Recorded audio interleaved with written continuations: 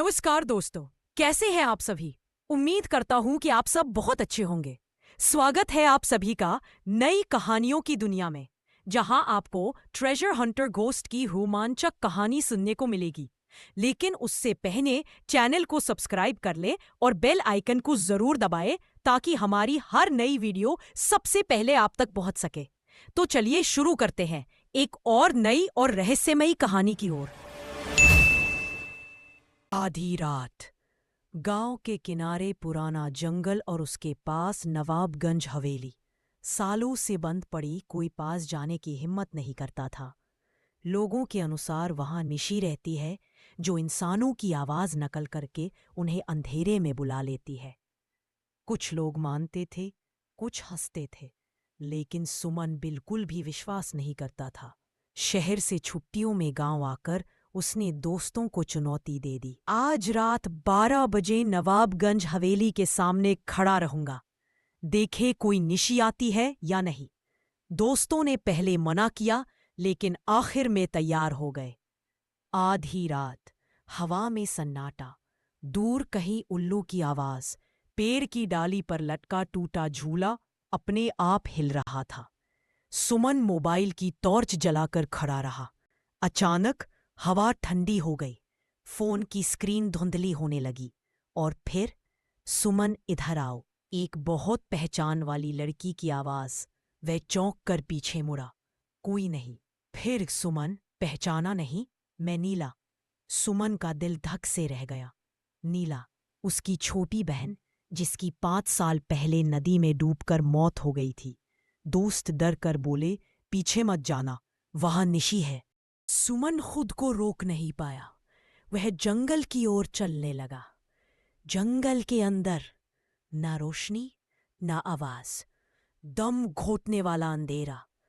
और वहां एक लड़की, सफेद कपड़ों में, लंबे बाल, चेहरा ढके हुए, धीमे स्वर में बोली, भैया, इतने दिनों में एक बार भी याद नहीं किया?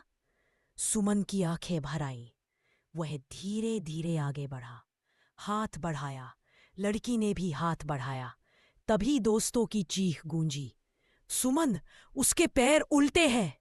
सुमन ने देखा, लड़की के दोनों पैर पीछे की तरफ मुड़े हुए, और उसी पल कान फाड़ देने वाली चीख, भैया आ!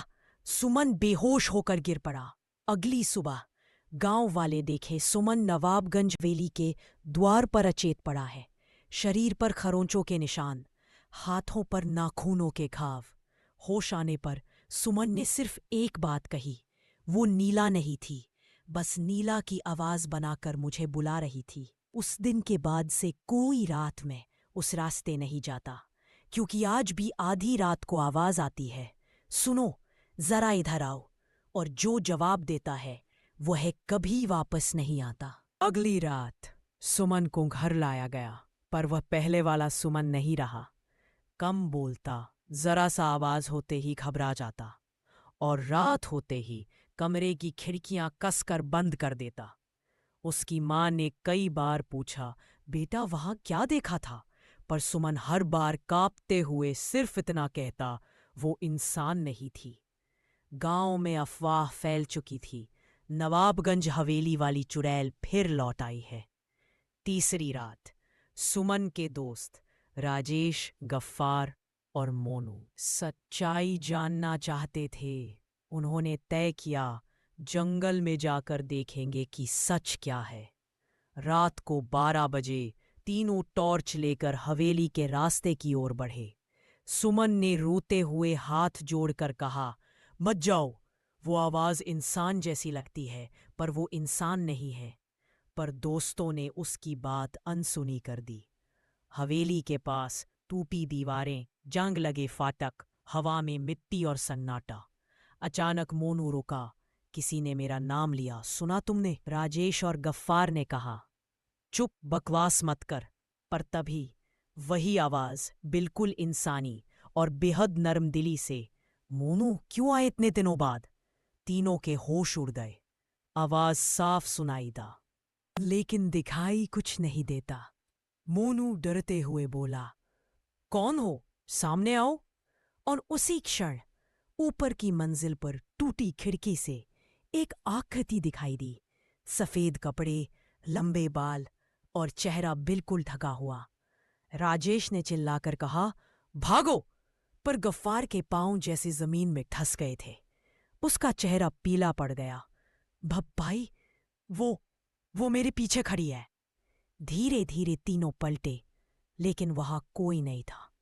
फिर अचानक हवा में बेहद धीमी फुसफुसाहट, भैया मेरी तरफ देखो। और फिर टॉर्च की रोशनी जमीन पर गिरी और राजेश चीख पड़ा।